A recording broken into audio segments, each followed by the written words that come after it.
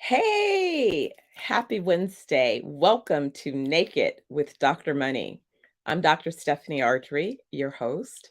Naked with Dr. Money is a weekly vlog where I share a little bit of the behind scenes journey of how I manage my own mind, body, and soul while building a multinational startup wellness organization where I'm promising you an opportunity to nurture and heal your mind, body, and soul.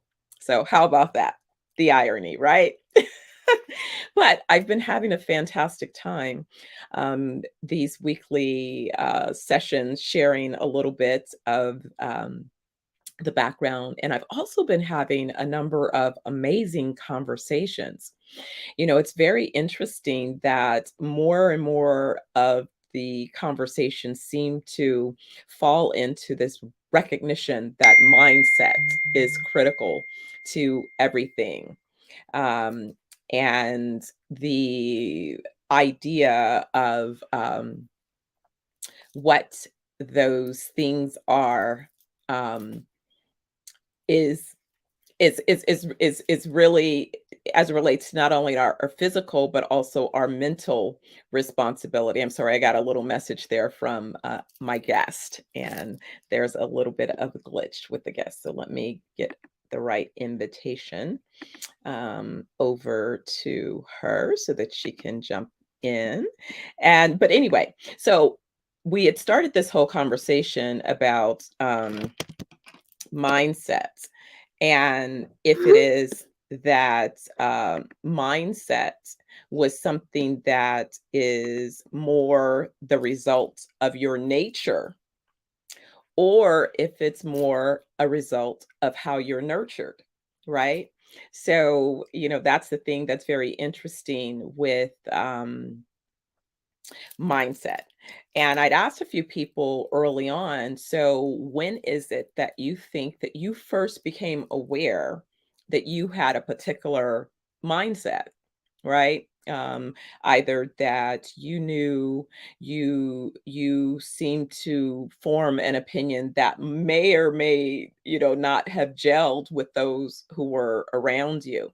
And on a few prior conversations, I shared that I think I first realized that I had an opinion and that I was strong and confident in that opinion when I was about 3.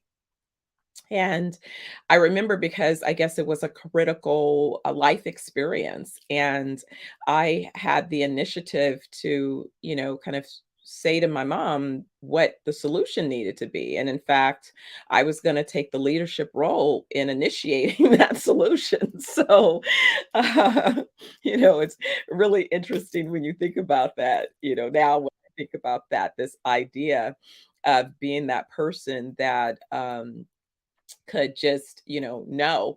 And then also noticing how along the journey, when things were encouraged, but also when things were discouraged, there definitely was a level of socialization that said, hey, you need to um, have maybe a little bit less of an opinion.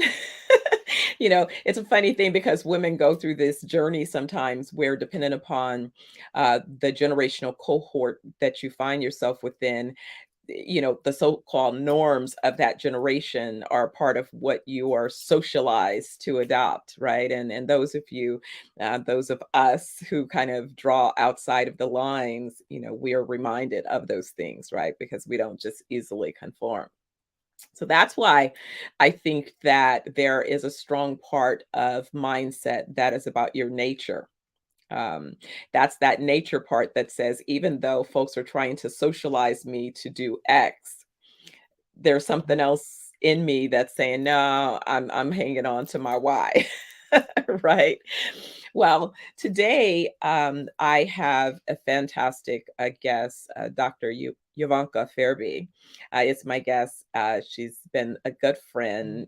We met when I first, early in my move from the San Francisco Bay Area, Oakland to be exact, to Los Angeles. I was there expanding my business at that time, and we became friends, and our friendship has just continued to grow over, this journey. And I always say that, when you meet someone, you never know if it's a reason, a season, or a lifetime. Only time will tell, right? So you just have to be willing to go along that journey and see where it goes, right?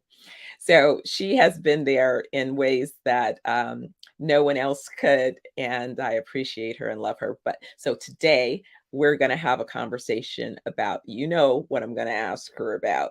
So stay tuned. Hey, Ah, hello, hello. How are you? I'm good. How are you today? I am blessed and so happy to be here with you and so honored and always humbled. You're such an amazing person and you've been consistently amazing. So I'm happy to join you here today. Oh, you're so sweet. See, that's love. That's love back. It's like back to you, right? It takes one to know one. I was just thinking about how we used to have our brunches, remember? Oh, And yeah, oh my goodness, I was like, we used to have so many good things. Those were I know. right. I've been thinking about some of those conversations over a meal. Mm-hmm, mm-hmm. Yeah.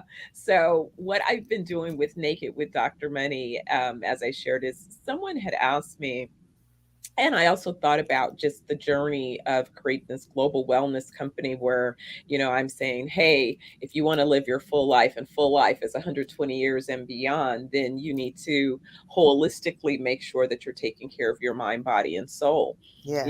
and then sort of having found myself in a situation where I could put to test some of my, thoughts about how that process can happen and Mhm. can happen in a sustainable way.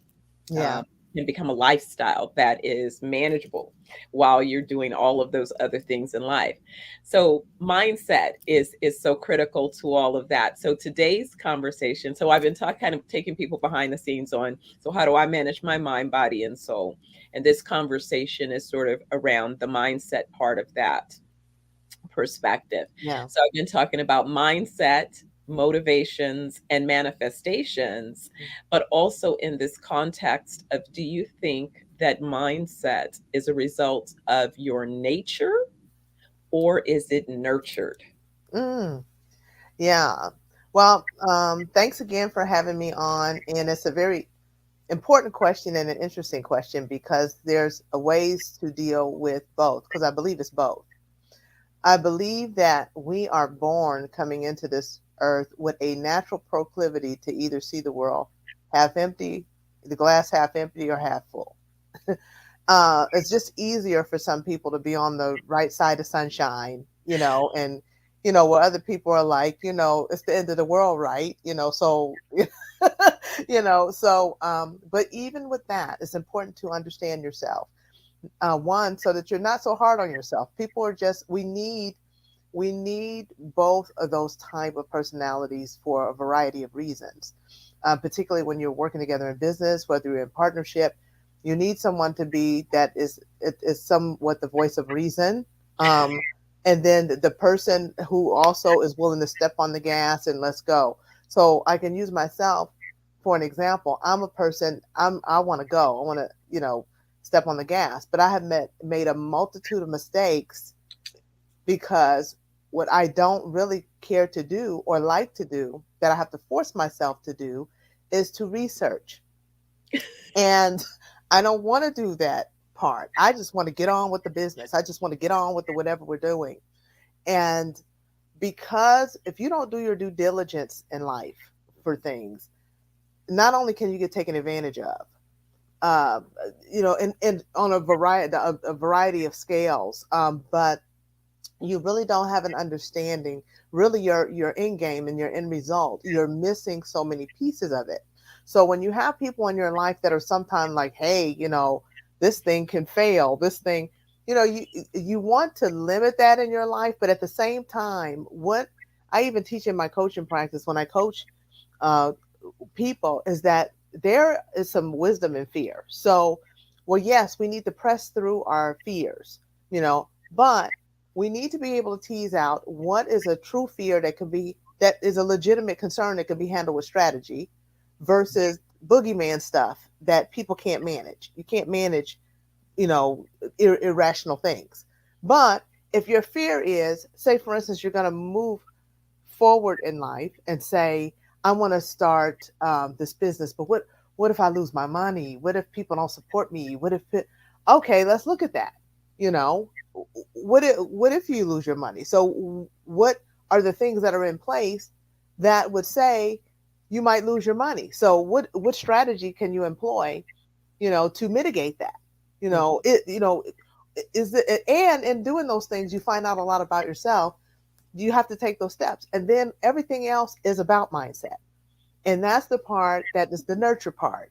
If you grew up in a family such as myself, who they didn't like, my parents didn't like taking chances on anything, and so the sure thing for their generation was to get a job, stay there 40 years, get your pension, and suck up whatever comes along with that so that you can make it to the end of the road.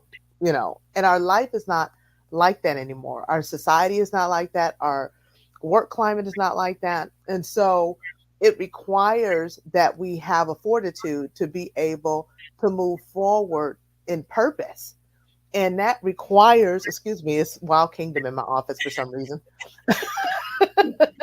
And that requires that there be a mindset that's willing to, after you do all that you can, to step forward. And that's what we have to face, the things inside that say, why am I still afraid to do this? I have researched this and did my, we've talked about this ad nauseum. I can't mention it. I'm sick of hearing myself. I have my business plans, but I'm still like, you know that is the part of the nurture that I think that you're asking about. That, so you have to look and see how things that you've gone through, so, suffering chronic disappointment, even abuses, unprocessed pain, and not dealing with those issues can stop you in your mindset from being able to do what it is that you're called to do. So it's very interesting. And I think that at different stages of uh, one's journey, Hmm. if they continue on the journey, they come to different points of awareness. Yeah. And when I think about that, though, there are critical forks in the road. Yeah. Sometimes there is an interpretation, I think, that can influence or misdirect one. I'm saying in the sense of there are certain manifestations that have happened that now, with a little bit of hindsight, when I look back, I sort of have another lens or perspective that says, wow, if I understood that in essence my relationship with the Almighty and the ancestors was such that every time I've said that I have a desire to do X, and if that desire to do X is good, and from that place, right, then I know that that was probably a purpose or an assignment or something like that. What I didn't get until recently is that the desire to do that is granted. Yeah. It's like, so now go do it. I think a lot of times people believe that they've prayed or whatever, they've meditated or whatever, they've set an intention for something that they'd like to see manifest. And then they just sit there. That's been the biggest, and a lot of that, if I may say, comes from unbalanced teaching, Hmm. um, Unbalanced, what type of teaching? a biblical teaching, Okay. because All the Bible's very clear that faith without works is dead. It's very right. clear. Okay. It's very clear. Seek and you shall find. Knock and the door shall be open. What you have to seek, you Those are have to action knock. action words. Yes. And part of even when it's been taught in a balanced way, Yeah. people have not dealt with the fear. So it's easier to say, I'm going to put this on God, and I'm gonna wait on Him, and then this is going to happen. And the truth of the matter is that God works through you. Yeah. God works through people. Mhm. So, you know, when you the motion, you have to be in motion, and even the fear of not getting everything right, because and I'm a minister of the gospel. I believe that God will meet you at your point of greatest need, but you have to meet Him, and He knows in our humanity we're not going to get everything right, because I think what holds a lot of people back also is the fear of not getting everything perfect, so that But the who said outcome. that? Who created that expectation? I I honestly, honestly, I think, it's so that's presumes to me then yeah. that if that was a requirement, then why is it that babies don't pop out of the womb full grown? Right. Just kind Right. of saying, right? It's like, Yeah. no, you were supposed to go through a process of Hmm. trial and error because you're building things. You're building balance. Your brain is developing. Your bones are, you're going through a process, But I will growth, say, evolution. yeah, but I will say, fear is a big component. That Oh, is what will have people not take personal responsibility. So, but so what it's, is it's here, Euvonka? so it's Because God's me, fault and it's somebody else's fault, and it's until you say, okay, what's going on here? yeah. So Hmm. fear is these made up excuses because I've had points where I've had to say to my son, don't empower no excuses when you're Yeah. talking to me. I'm not trying to hear it. I'm You not never trying did give him a break. You wouldn't even let him win at checkers. You know, wouldn't even let him win the board game. I'm like, he's 7. You know,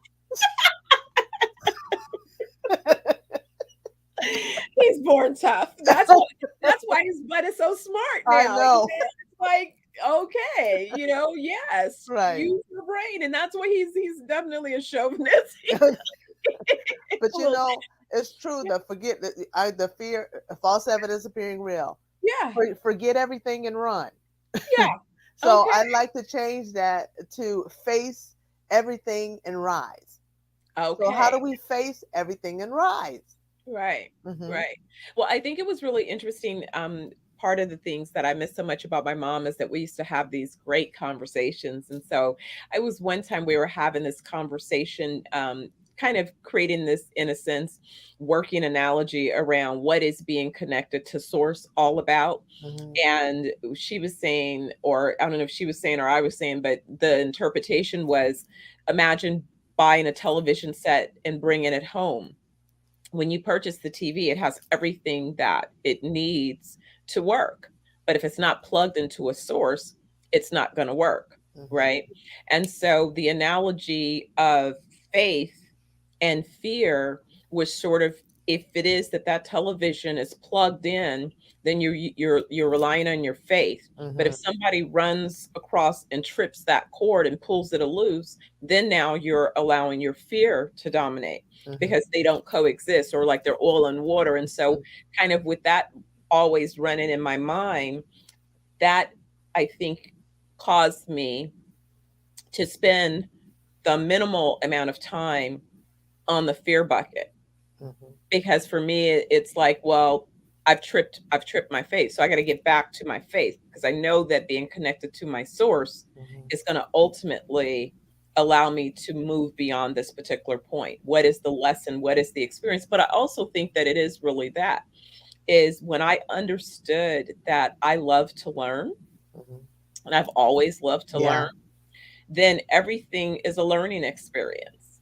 And so, because everything is a learning experience, I really don't have a lot of time invested in what is, what somebody else may call failure or, you know what I mean, or fear. I just don't spend a lot of time there because it just is not something that I think I should have any energy towards. I don't have any reason to. So it's just shrunk to such a degree that it's, sure, it can creep up from a new, unfamiliar place experience. I'm going into a new environment. But even this last couple of years, just with the depth that I've become familiar with, I just say my experiences in Jamaica, like I've definitely grown in ways that I wasn't sure that I could go to a country by myself and know that, I can Yeah. get there, rent a car, and keep it pushing. Well, you know, it's interesting because if I think about you, I would have no doubt. I'm like, you really? You know, you didn't think you could do that? I'm like, and the reason I say that, we're making light, but ever since I've known you, one, you do have an attitude. It's like, okay, let's look at the glass half full. How can we attack this? And that sounds super simple, but it's not simple. There's a price that you pay. You've always paid the price, and when it comes to wanting and desiring something out of life, you have to be willing to sacrifice. And a lot of the hesitancy comes from either not understanding the level of sacrifice, or when it's understood, not wanting to make the sacrifice. Mm. But one of the things that you've always done is you've always been willing to take, let's scratch this and we're going to rebuild that, because this is the direction I'm going now. That means this is over. I've learned from that. I'm going to take what I've learned, and now we're building this new masterpiece. Mhm. So, but that's, I said that like A, B, C, but it's not that required. Okay, if I'm going to do that, that means, you know, my income, am I going to sacrifice some things now? Now I might have to live differently. Mhm. Now I might have to drive differently. Now Mhm. I'm going to have to give up, some things because my resources personally and financially are going to have to go in a different direction. And that Mhm. requires also not only the personal sacrifice of that, but also not caring what people have to say around you, because that's also an inhibiting factor I found for people. What is my family going to say? I've experienced that. Mm. What are my friends going to say? You Yeah. know, now that I can't, do whatever. I remember when I had to close my business, my insurance agency, and I was doing, terribly, financially. It took my family like 2 years to really believe that I didn't have the money that I used to have. So no, I'm not going to fly, to so and so's birthday party. What do you mean you're not going to be there? Hello, I just closed my business, or I'm about to close my business. So Right. there are sacrifices that are made on socially, financially, spiritually. I mean, there's so much that a person goes through that when someone thinks about it and they count the cost, they're like, you know what? Let me just stay over here and do what I've been doing it because I'm better off with the devil that I know. Mhm. And that's an interesting thing, and that's why I say it really is all about the decisions you make as you hit a particular fork in the road, whatever that fork in the road, whether it be, disaster, divorce, Yeah, been disappointment, there. Been there. all of these different things that happen, right? And when you find yourself facing them head Yeah, on, what do you do?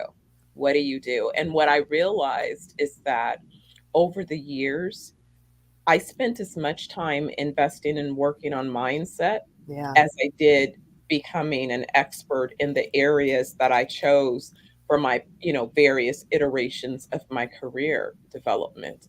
Now I recognize, it was amazing because literally it was October 2020 that it was like by November or December of 2020, I felt like I had really perfect vision in hindsight. hmm And hmm I could see how each of the steps, even as challenging as they were, even right now, this whole wellness company is inspired by my love of my mother and in her honor and in her early teachings yeah, and commitment and her desire for a healthier lifestyle, but her failure, to have died so young, right? That was not her intention, but she yeah, did. She perished. And so if I can, and I feel like that because of that, and then of my dad dying young as well, that in essence, that was so that I would have had plenty of time to heal before my peer group, because now my peers are losing their family members. yeah. Now they're looking for tools and resources and guidance. And now I've healed and healed enough to have created a methodology of hmm how to heal from these different things, right? And it begins first with self love. And that's where it all begins. And you can't really get deep into self-love until your mindset is in order. You cannot go anywhere your mind has not taken you first. Yeah. So if your mind is not able to take you, where you need to go so that things can even transfer from your heart and develop into action, you have to work on your mindset. But that can be a very painful thing, a very painful thing, and it requires humility. It'll humble you. It is Mhm, not easy to say, I haven't done this because I'm affected in this way, or my self esteem is low. Who wants to say that? So mhm, you have to be willing to face yourself mhm, and do the things that are necessary to change it around, because it requires some intention and it requires work.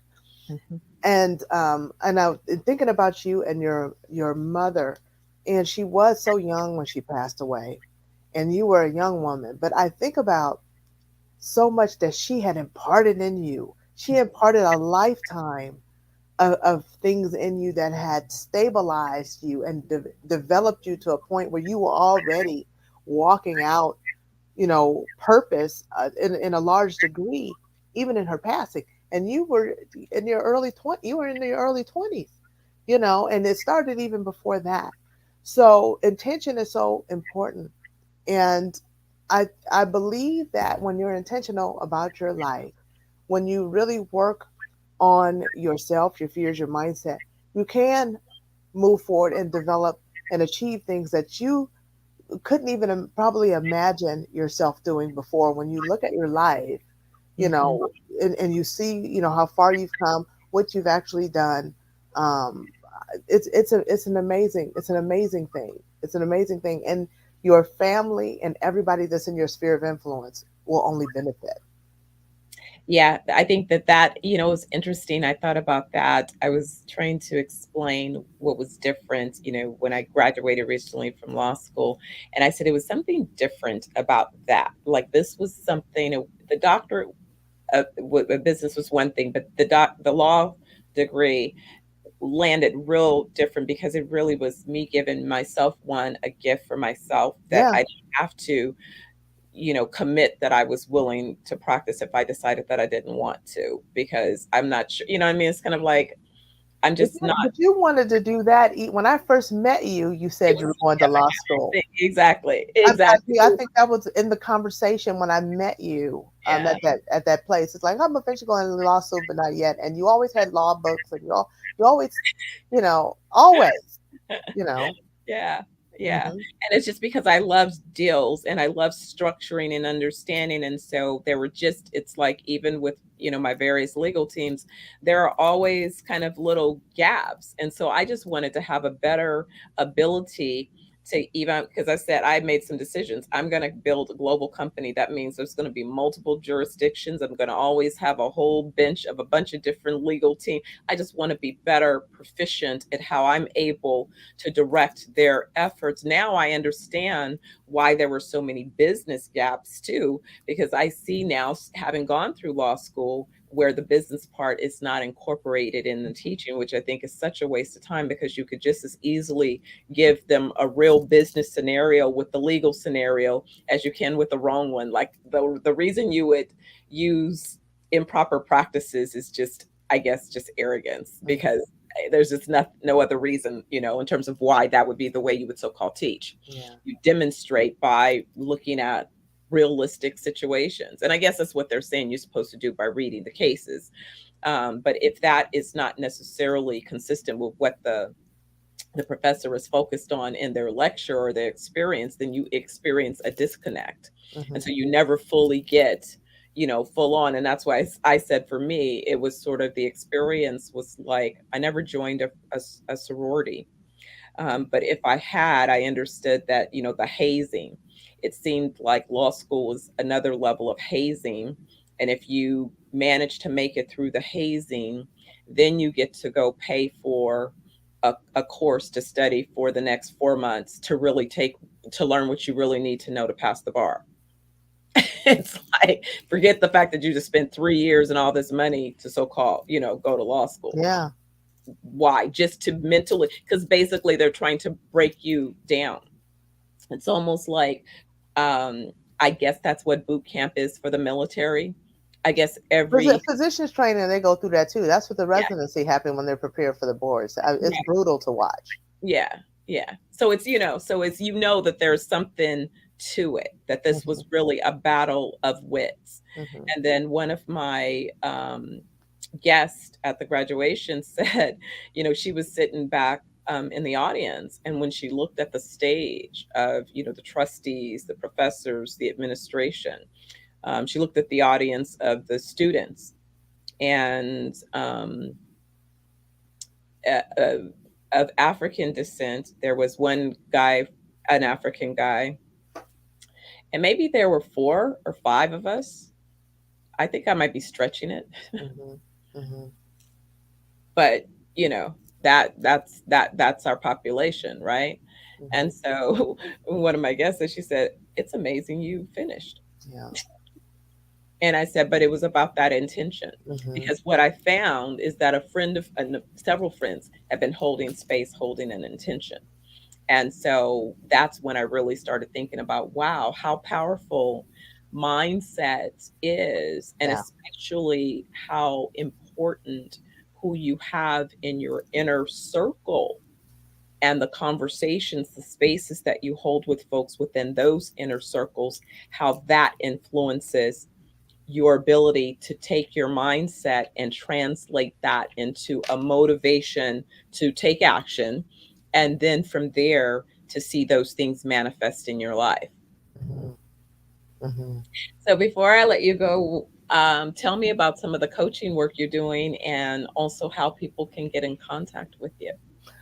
Awesome. So I do individual as well as group coaching. I have a course that I periodically run called uh, Rise Up, It's Time to Rewrite Your Life Story, where we take 12 weeks. And that's a course for women to work on a major uh, accomplishment that you want to achieve. And we first deal with mindset in Mhm. regards to it. And then we literally rewrite uh, a situation to go in the trajectory that that person would like to go. And then we come up and establish plans that have goals and dates for some significant period of time that will determine. But that's done in a group setting. I do individual coaching as well. And then I also am uh, starting a mentorship group that's by monthly subscription. And that is for people who are not necessarily ready to spend the 12 weeks, but they know that they need something, throughout the weeks coming along. And so the mailing list that you can sign up just to be on my mailing list and to get more information is www.liveshacklefree.com, LIVEShackleFree.com, or you can send me an email at info@liveshacklefree.com. Fabulous, fabulous. Well, we definitely are going to continue the conversation, and then I'll have to get you out to one of the resorts so you can do a wellness week Yes. with us. So stay tuned. A lot of exciting activities are coming soon. So thanks again, Euvonka, for joining me today. And Thank you. I look forward to, like I said, continuing the conversation. Absolutely. And I love you dearly. Thank you so much. All right. Smooches. Mm. Bye. Bye bye. So, everyone, again, thank you for joining me this week for Naked with Dr. Money. As I mentioned, we're going to be hitting the road, going on tour, coming to a city near you. To learn more about that, you can check out my website at www.420wellnessjamaica.com. And that's where you'll get that information. But also, tune in again next Wednesday at noon. I go live with another episode of Naked with Dr. Money. And wonder who the guest is for next week. Anyway, I'll have to post that information shortly. But in the interim, be well, stay focused, There's nothing wrong with understanding that in order to be the best you, you must take care of you. So start with you, start with self-love, start with healing and healing through forgiveness. And I will see you next week. Take care.